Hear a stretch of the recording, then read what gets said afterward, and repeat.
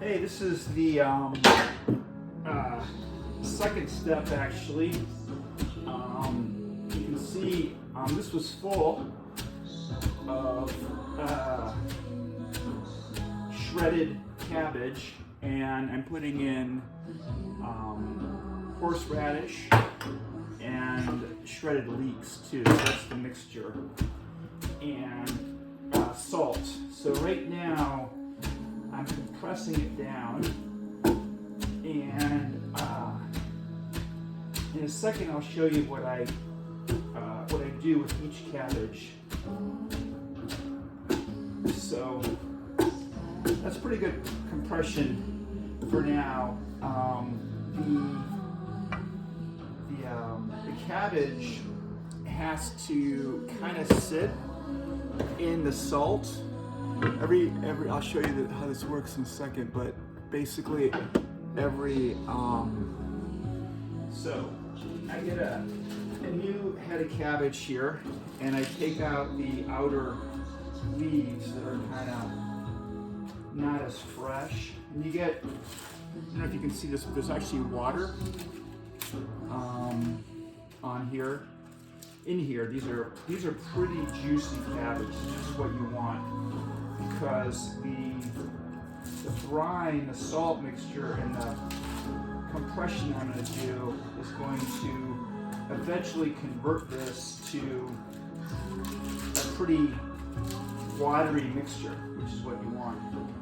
So in any event, this is how you shred it up. I got those outer leaves off. You can see it goes pretty quickly. And there's a little bit of a core here that I will not shred, so I kind of go around that.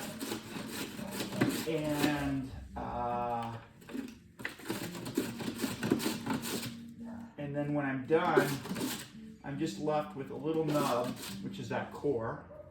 Throw that away. And then I examine this, may remove a few pieces of that core that I cut up accidentally. And then what I will do is I'll put 2 tablespoons of salt per head. Just kind of sprinkle it throughout here. And again, that's a big part of the whole process, is it creates this environment where good bacteria can blossom, bad bacteria cannot. So here's a big chunk of horseradish, and I'm doing a total of 20 cabbage, and I've got just 6 left. And then I'll show you a step later when I get there. Okay, now all the cabbage has been crushed and shredded, and now I'm going to do more of this. Hi there. And what I might do here is actually it's about lunchtime, and what I found in the past is that if you let it sit for a while, it really starts to kind of loosen up. Because what you want to do is you really want to break the fiber in the cabbage down so that it releases the water. And see how wet that looks? It's starting to happen already. I can feel this cabbage starting to get weaker.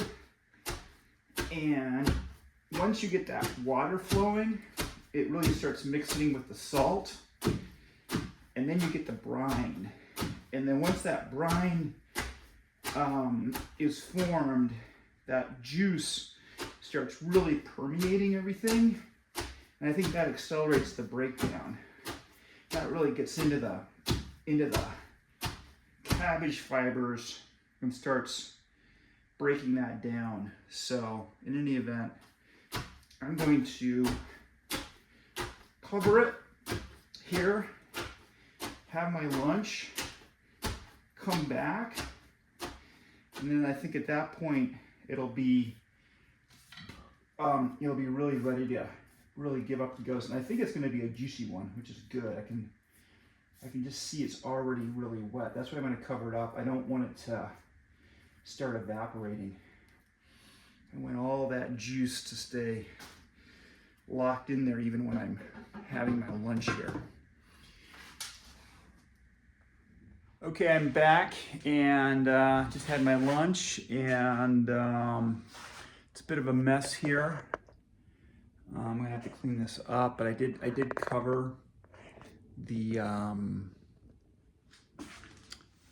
kraut, and so now I will remove it and we'll do some more grinding, some more compression here.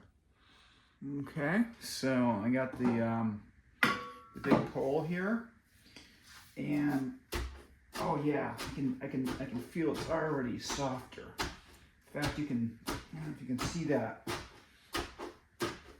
but this juice is starting to really. It kind of turns into a soup, is what you want. And this is really going to be a good batch. I'm feeling really good about this one. Can you hear that sucking sound? That's really what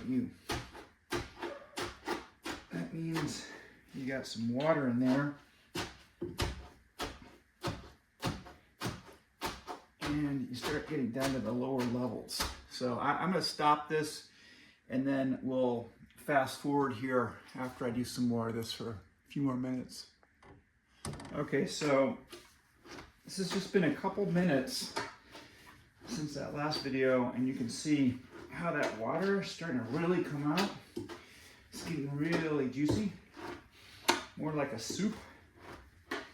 And at this point, you know, the whole, everything is really brine. So all that salt now has really been converted into, into a liquid salty brine. And that is really permeating everything here. And so very, very, very good results so far here. Okay, I'm always learning, so I just want to share. I just came up with a new technique with this new piece of wood. So if I get this down in there and I'm hitting resistance, I can do that. I can kind of pound on it. But I don't want to do that. I don't want to do that too hard because I don't want to break this crock. I've done that with the smaller ones, but this is really, every once in a while I get some spots that are, you can tell they're not quite, they're fighting, they haven't completely given up their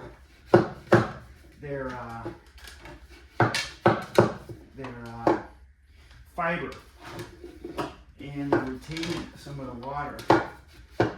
And so this is a good way for me to get to those final spots. But I really do think I got it. This is exactly what I want. So generally it's going all the way down. And I think I'm ready to bottle. Okay, so now we're going to start jarring it, I should say. So here's a jar, and you can see these are some rocks. So what I'll do is I will put a certain amount in this jar. I'll pack it down, just do this with my hand, and I will try to get it to a point where it's about, I would say, 3/4 of the way full. And you can see it's dripping when I put it in. That's good. It's going to be this stuff is going to be a little drier because it's on the top. So it's kind of, there's a water line in the crock right now. This is the stuff that's kind of above the water line. Tossing out a few pieces that I don't quite like the looks of them. I kind of pack it in, try to get it tight. When I do that, you can see that there is water in here. And what I'm going to want is a lot of water in there. And there's, unfortunately, probably not enough on this one. So I'm going to have to see if I can get some wet stuff in here. If I get the wet stuff, it brings with it some of the water. And I can see that I'm getting, I don't know if you can see that, but as I push it down, I am getting water to come up above the line, but I don't think I'm going to have quite enough on this one. I'm going to hold this up to the camera so you can see that water in there. But I really like about an inch of water above all this kraut, and I don't want any kraut popping its head above that water line. So I am going to make some brine here. I hope I don't have to use too much of it, but I do. It's important to me. God, it tastes so good. I eat it as I make it. With the little chunks that need to come out, I just put them right into my mouth. It's already pretty darn good, but it doesn't have the, obviously the spiciness to it, the kick. But so I will. That's about the right amount. But what I will do next is I will put some stones. In fact, I can do that right now. I haven't made the brine yet, so I'm going to have to do that separately. But what I do is I'll get these stones. I gotta be careful. I don't want any broken glass. But these stones are going to keep this kraut down. And you want to have sort of a weight to the whole thing. And I've used a bunch of different techniques for this step over the years. In terms of different pieces of glass you can buy that kind of fit, and I have some of them that fit the actual jar perfectly. But these stones do a pretty good job. So you can see how these stones are kind of a barrier. And then what I'm going to do is put enough brine to cover all those stones. And then I will put a lid on there in a moment, once I have the brine a little higher, that will have an airlock. It's just a little, let's see if I have one of these. So I'll have a lid that has a hole in it. Let me go get one. That, like this. And so we'll get the water up pretty high. You can't go all the way to the top because this whole thing for some reason kind of expands. It's kind of a weird thing once it starts really brewing. So you don't want too much in there either. You just want like about an inch of air. I'll probably put another inch of water and then I'll leave an inch of air. And then what you want in this airlock, see how I've sealed that, is the air can go out, but oxygen cannot go in. And then that becomes, hopefully the air in there becomes, I think, CO2. It's not oxygen anymore because it's the chemical reaction, and then that's a great way of keeping it preserved. Okay, this is the one I just did, and you can see I'm going to need to do some more fluid to get it above those rocks. But what I've decided to do is I'm going to do all of them and see how much extra water I have at the end. If I really need the brine or not. Okay, so I just wanted to show you. So I'm nearing the end here, But this brine, this natural brine, is so valuable to me that I have a little scoop here. And what I'm doing is I'm scooping out this brine and I'm putting it onto the stones here. I've packed this one down.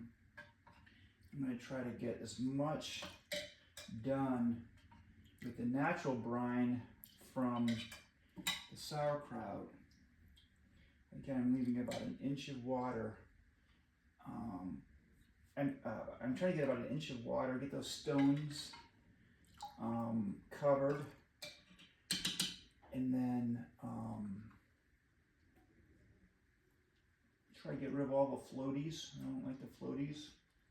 Those are guys are going to be little bacteria magnets. This winter,